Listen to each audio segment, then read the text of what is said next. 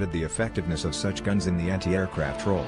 As a result, after the war, in 1952-55, various prototypes of automatic cannons that used the recoil energy to automatically cycle the next cartridge were designed.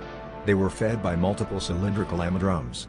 Further guns of this type were meant to be developed and fielded in the shipbuilding program from 1956 to 1965, however, Nikita Khrushchev forbade the work on all shipborne cannons of a caliber greater than 76 mm in an order in 1957. Large-caliber cannons on Soviet ships remained slow and inefficient for almost another decade, lagging behind British, American, Swedish and Italian designs. Finally, in 1967 the order was given to begin work once more on automatic large-caliber cannons. In 1969, the first design was ready under the factory index ZIF 92, a single-barreled 130mm design. This gun contained many features that would later make it into the AK-130. The barrel was cooled by a thermal jacket that circulated seawater around it. It used the recoil energy to cycle new rounds, and had a sliding wedge vertical locking block.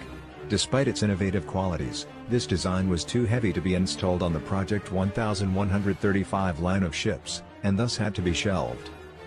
The design was finally adopted as a dual-gun mount, with the production name AK-130 in 1985, for the Sovereign-class destroyer. Dual guns were used, as the single gun was unable to reach the targeted rate of fire of 60 rounds per minute. In this implementation, the AK-130 can fire 80 rounds per minute, at a rate of 40 rounds per minute on each gun. This rate can be sustained from up to 180 ready rounds loaded in the turret magazine. Each round weighs 73 pounds, and can be shot out to a range of 23 kilometers ballistically. Realistically, it can shoot out to 15 kilometers in the anti-air roll and 8 kilometers in the anti-missile roll. The dual-gun mount weighs around 100 tons, with the ammo magazine checking in at 40 tons, this makes the AK-130 as a complete system extremely heavy. For comparison, the 127mm Mark 45 Mod 2 gun on American destroyers weighs only 54 tons for the complete system, however, it is a single gun mount with only 20 rounds loaded in the turret magazine. The AK-130 operated with radar direction and has a ballistic computer integrated with a laser rangefinder. Some shells it fires are equipped with remote and radar fuses, allowing them to effectively engage aircraft. Those same features would make the AK-130 one of the best naval guns with which to defend a ship from a drone swarm. Its rapid rate of fire and massive shell size would provide unparalleled lethality, and the extremely large magazine would ensure its ability to stay in. Upgrade the M-60A3 main battle tanks it has in service. According to the United Daily News newspaper, Taiwan's Ministry of National Defense will allocate approximately $6.57 million to the state-owned National Chung-Shan Institute of Science and Technology, or NCSIST, to develop an upgrade program for the approximately 450 M-60A3 TTS tanks operated by Taiwan's army. The program, scheduled to begin in 2018, will look at replacing the main gun from the 105mm M-60A to a new 120mm weapon, as well as upgrading the ballistics computer, turret hydraulics and other systems. The cannons will be integrated with charge-coupled device cameras and mount a 7.62mm coaxial machine gun.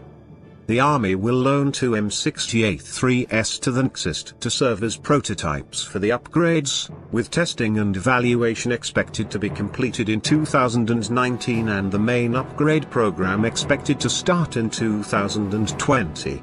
Other than the M-60A3 TTS, Taiwan also has approximately 400 CM-11 Brave Tiger tanks developed by General Dynamics and the Army's Armored Vehicle Development Center. The CM-11 is a hybrid M60 chassis fitted with the turret from the older M48 pattern and the fire control system of the M1 Abrams. The newspaper reported that Taiwan has opted to upgrade the M60A3 ahead of the CM-11 due to the former's larger turret and better upgrade potential, although it also said there are plans to upgrade the CM-11 fleet following the M60A3 upgrade. The decision to locally upgrade Taiwan's M60A3s, despite the availability of upgrade options from overseas companies such as Raytheon or IMI Systems, formerly Israel Military Industries, is likely driven in part by the stated policy of President Xi dumbbell slightly over 1 meter in length. Fortunately, you don't need good looks to blow up a tank. The Javelin's Command Launch Unit, CLU, has a sophisticated infrared sensor with multiple viewing modes, including 4x optical zoom, a 4x screen-lit thermal view, and a 12x narrow vision zoom activated for targeting. The seeker in the missile even provides a fourth 9x thermal viewing mode. The CLU can therefore serve as a handy scanning device for the infantry. The thermal viewers on the Javelin needs to be cooled off to function well, which theoretically takes 30 seconds, but might take a bit longer if you're in Baghdad and it's a breezy 120 degrees at noon. The system also incorporates multiple safeguards to avert or abort accidental launch. The CLU, when loaded with a missile, weighs in at 50 pounds, most of the weight comes from the missile, and can be fired from a crouch or even seated position. That's a lot lighter than the wire-guided tow or other long-range missiles that typically required a heavy tripod. Still, it's not exactly something you'd want to run a marathon with. Once the fire acquires a target, locks the infrared seeker onto it and pulls the trigger, the Javelin missile is ejected out of the CLU without using its rocket motor in a soft launch, creating relatively little backblast. Missile launch backblast not only makes it easy for opposing forces to spot the launcher after firing, but can make launching inside a confined space, a building, a deadly risk. So the Javelin's small backblast is very handy for keeping the operator alive. Still, the launch does blow back some gas, so you don't want to stand directly behind it. Afterwards, the Javelin's gunner must. Actually, the gunner could play Candy Crush on their cell phone if they wanted to, because unlike most long-range anti-tank missiles, the Javelin is a fire-and-forget system and requires no further input after launch. The Javelin crew is free to duck into cover and concealment, rather than being forced to remain fixed in place guiding the missile towards the target, as is necessary with semi-automatic command line of sight, SACLOS, systems such as the wire-guided tow or laser-guided AT-14 Coronet. After launch, a Javelin shoots forward horizontally for a second before its rocket motor ignites and it climbs up 150 meters into the air, known as a curveball shot.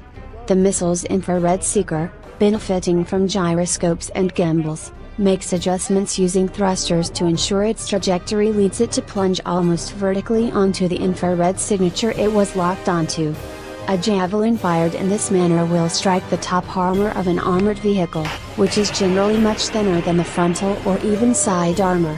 The Javelin's 127mm shaped charge warhead is estimated to penetrate the equivalent of 600 to 800mm of rolled hardened armor, RHA, which is not particularly impressive, given that modern tanks now feature composite armor that is extra effective against such warheads. But that doesn't really matter, it's still more than enough to penetrate the top armor of anything out there, at least, as long as we don't consider other defensive system. One common defense which sometimes does reinforce top armor is explosive reactive armor, ERA, a layer of explosive bricks covering a tank intended to prematurely detonate the shaped charges used by missiles. However, the Javelin has a tandem charge warhead designed to defeat ERA using a precursor charge at the front of the warhead to take out the local ERA brick, blasting open a gap through which the main warhead. A major role in world politics, and clearly believes in the necessity of effective ground forces to fulfill that role. This should continue into the future, and perhaps even accelerate as France takes on greater control of the military and security apparatus of the European Union. France's military-industrial complex remains robust, both on the domestic and the export fronts. The army has modern command and communications equipment, and provides the backbone for most multilateral European Union forces. It also enjoys access to excellent field equipment, including tanks and artillery. The commitment of the French government to maintaining a strong domestic arms industry works in the army's favor. The French army has considerable experience with operations from the low to medium arcs of the combat spectrum. It has served in the Afghan and North African theaters of the wars on terror, using regular and elite forces to support locals and defeat enemy irregulars. The army also enjoys the support of the two other French services. The Marine Nationale has creditable expeditionary capabilities, and the Air Force has increasingly focused on support operations, including battlefield strike, transport, and reconnaissance.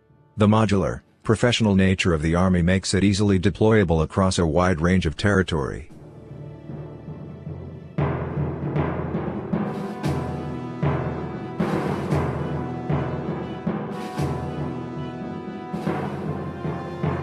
The Russian army went through a wrenching transformation at the end of the Cold War, losing much of its access to resources, to political clout, and to manpower. The military-industrial complex that had supported the Red Army collapsed in slow motion, leaving the force with outdated and poorly maintained equipment. Morale dropped, and the army struggled in combat against irregulars in Chechnya and elsewhere. Not everything has turned, but some things have. Improvements in the Russian economy allowed for more investment in the force. Reform, especially in the elite forces, helped Russia win the war in Chechnya. In 2008, the Russian army quickly defeated Georgia, and in 2014 it spearheaded the seizure of Crimea from Ukraine. Together, we might call these the wars of Russian reconsolidation, a conflict that may not yet have ended. The Russian army continues to play the central role in Moscow's management of the near abroad, even as it has ceded some space to naval and air forces over the past couple of years. The Russian army will remain a lethal force in 2030, but nevertheless will have serious problems. Access to technology could become a greater problem in the future. The death throes of the Soviet military-industrial complex have finally played out, leaving a system of innovation and production that has struggled on both sides of the coin. Manpower may also prove problematic, as the army seems stuck between the old conscription model, supported by a dwindling population, and the volunteer system that makes elite forces so special. Still, Russia's neighbors will continue to fear the size and prowess of the Russian army, especially in so-called hybrid operations, for a long time.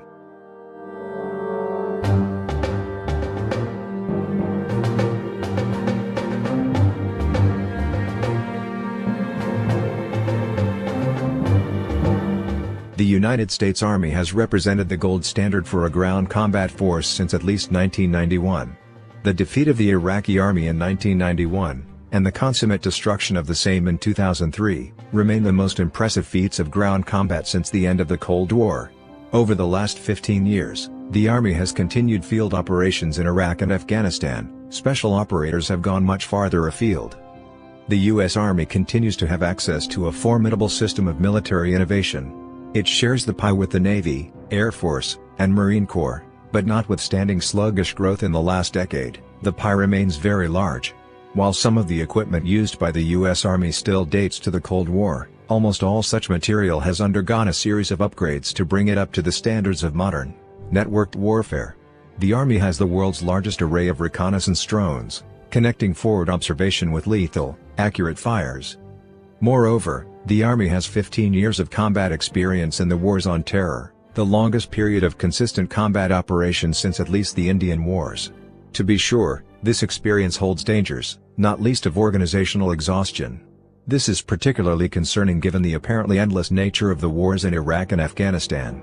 Nevertheless, the U.S. Army should remain the most powerful ground combat force in the world in 2030, and not by a small margin.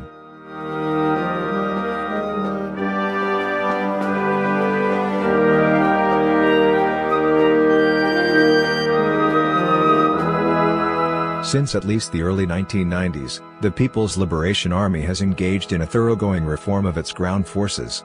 For decades, elements of the PLA acted as the guarantors of specific political factions within the Chinese Communist Party. As reforms took hold, the PLA became a commercial organization. Senior officers caught in the anti-corruption probes were two former vice-chairmen of the Central Military Commission, Xu Kaiyu and Go Bok. According to the newspaper's sources, among the 5 Army Corps slated to be disbanded are the 16th and the 47th, which had served as the disgraced general's power base. The axing of the 16th and 47th Army groups is a decision made by President Xi Jinping to further clean up all the pernicious influence left by Go and Xu, paving the way for Xi to assign his men amid the ongoing leadership reshuffle ahead of the party's Congress in autumn, one of the sources said. The fate of the 16th Army Corps is yet to be decided, another source told the newspaper. It may be preserved in a different form or possibly retrained as Marines or airborne troops, the source said. The cut will also target the 20th, 27th and 14th Army Corps, affecting as many as 200,000 troops, although a portion of the personnel may keep their jobs, with units merged into other parts of the PLA, the report said. The army reform has faced resistance from more conservative military circles. Over the past few months, The Chinese government has come under fire from retired military veterans, who objected to losing pensions and other benefits, according to the Post. Earlier, China had announced a 7% increase in defense spending for 2017, the military's lowest budget boost in years. Before China has replaced 4 departments of the Central Military Commission, CMC, with 15 new agencies, in a move intended to make the top command of the People's Liberation Army, PLA, more flexible and efficient. The CMC is a dual organ of military control in China and is comprised of top party and military officials. It serves as the highest point of military command authority, and is the body responsible for Communist Party oversight of the armed forces. The 4 general departments that have been replaced, staff, politics, logistics and armaments, were all serving under the control of the CMC. In organizational reforms announced this week, the general departments were replaced with 15 new bodies which come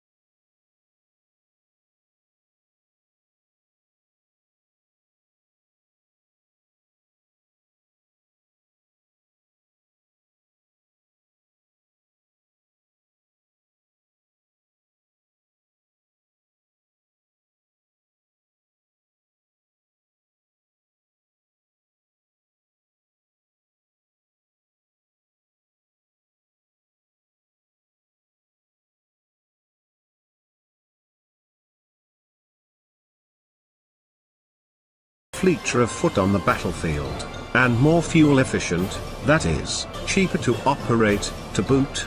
A lighter tank would also make for a lighter burden on military aviation, permitting a wider variety of airframes to deliver it to the battlefield. And those are just the most obvious improvements. Open the hatch, and within this new super tank you'll find advanced sensors permitting the tank to shoot targets beyond line of sight, advanced communications gear enabling the tank to control its own drones, active protection systems, possibly including lasers, to track and destroy incoming enemy fire, an electric generator to power future defensive laser weapons, spare room to accommodate future upgrades to engines and power systems. Fleet of foot, but with an Achilles heel? And yet, it's these same advances in technology that is mooting that may get an investor to wondering if it takes the Army and General Dynamics nearly 15 years to bring this new tank, with all its newfangled equipment, into being. What will the battlefield of the 2030s look like when it arrives? Will tanks even be relevant then? After all, elsewhere in the military, there's a lot of talk going on about the introduction of high-energy laser weapons to the battlefield. In military aviation, for example, there's been a lot of talk about the possibility of putting laser weapons aboard C-130 gunships as early as 2020, and you have to expect that near-peer adversaries like Russia and China will be looking to do something similar. Such an airborne laser, said Air Force Lieutenant General Bradley Heithold during a 2015 symposium, might put out as much as 200 kilowatts of power and burn a beer can, shaped hole through a target that, to opposing ground forces, is still over the horizon and invisible to sensors. And if the Air Force thinks it will have weapons that good by 2020, a full decade before the Army's new super tank arrives on the field, how much more lethal might laser weapons be by the time the super tank does arrive? It gets worse. General Dynamics' rival Boeing has already developed a prototype laser weapon that doesn't need an airplane, or even another tank, to lug it around. Boeing's new compact laser weapon system, demoed in 2015, is small enough to be carried into combat by an infantry squad. Boeing's current version only puts out about 10 kilowatts of power, and probably isn't powerful enough to burn through tank armor yet. But it might still do serious damage to a tread, and immobilize a tank. What's more, you can bet that Boeing is working to amp up the power on its device.